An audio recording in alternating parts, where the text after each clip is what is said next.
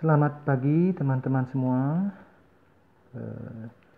Saya akan men-sharing sedikit tentang pengalaman saya pada saat menjalani spiritual atau keagamaan dalam rangka mencapai tujuan, yaitu kebahagiaan hidup.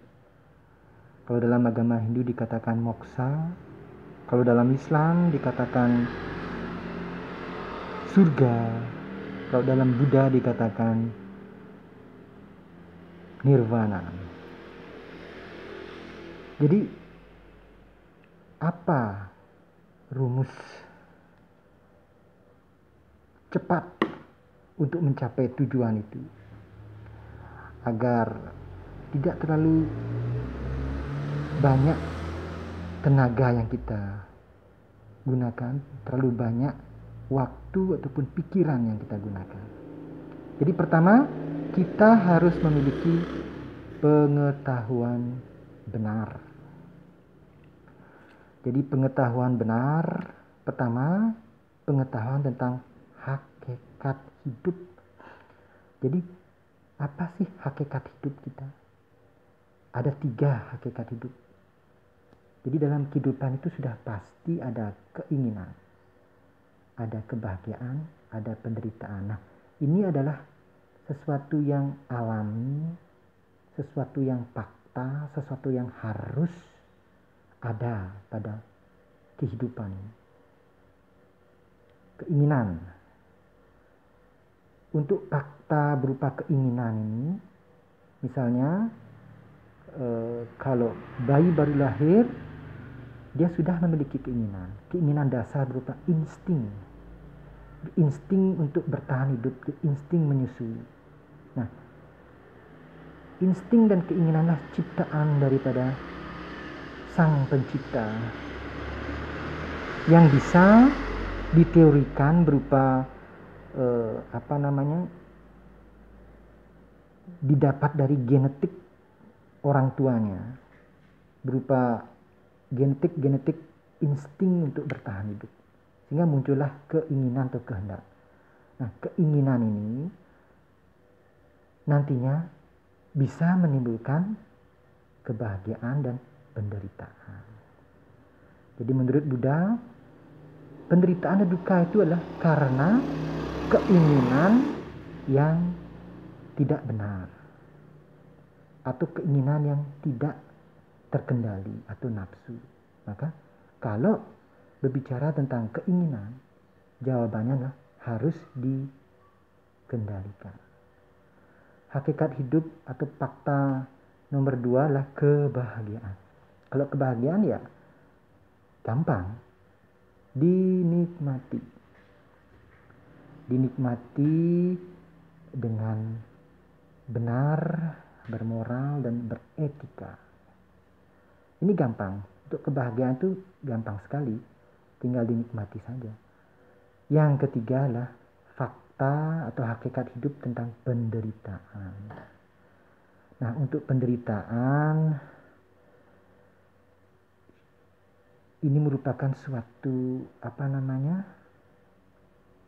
bawaan daripada kehidupan.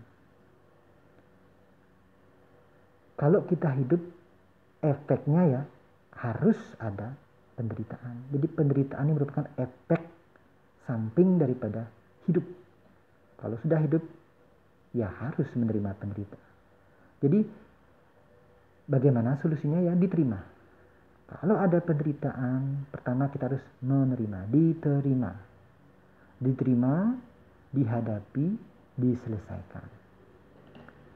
Nah, jadi hakikat hidup ada 3, ada keinginan, kebahagiaan, penderitaan. Semua inilah fakta dalam kehidupan.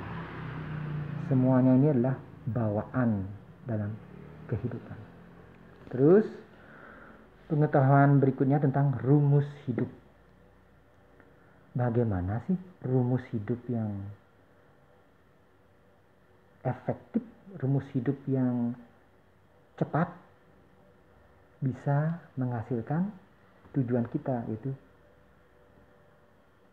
kebahagiaan dan kesuksesan.